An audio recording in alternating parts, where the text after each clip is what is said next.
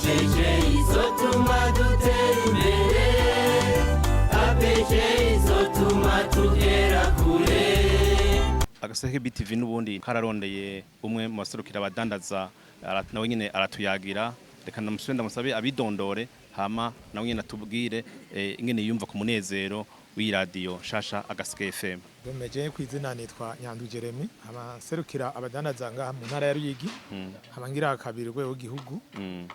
Rero twebwe uno munsi dufise akanyamuneza kenshi cyane ko kubona iradiyo Agaseke FM igiye kugururwa ngaha mu ntara ya Ruyigi.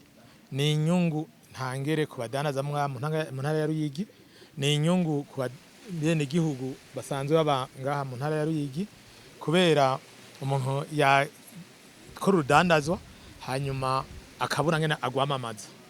Rero ubu tugiye koroherwa cyane nimba umuntu akeneye kugira publicité kugira ngo abantu bamenye ivyo asanzwe akora.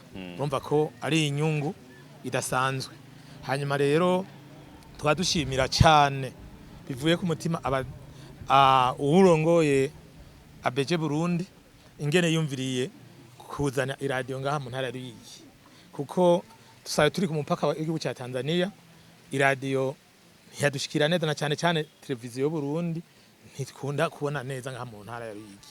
Twebwe rero tumaze kubona abantu bavyumva yuko bamenga ntibishoboka, mugabo tumaze gutanga gushika ngaha ku gicicaro ci radio twasanze antene yaraheze, dusanga abarongozi babigizemo ishyaka ridasanzwe. N'umuntu yoza ngaha ntiyovyumvira yuko yari gusanga mu myanya mutoya ko ibikorwa bageze ngaha. Rero turabakengurukiye cyane kuba mwagize imbono ndende yo kubona ibikwiye cyane cyane muri ntara ya Ruyigi, kuko isanzwe yari inyuma y'izindi, ariko kuno munsi igiye kumenyekana mu gihugu cy'u Burundi. Turabakeje rero twikeza muri ntara ya Ruyigi, kuko cyane abantu bayirongoye kuko bagize imbono nziza, tukaba tubakengurukiye cyane. Hanyuma rero umudandaza agiye kuronka inyungu cyane, nk'ubu nk'akarorero arashaka gutelefona nk'abanyakirundo bati hiyo mwe bimeze gute, tukababwira ati mu ntara ya Ruyigi ubu iterambere tugeze nuko ibidandazwa hiyo ni gute.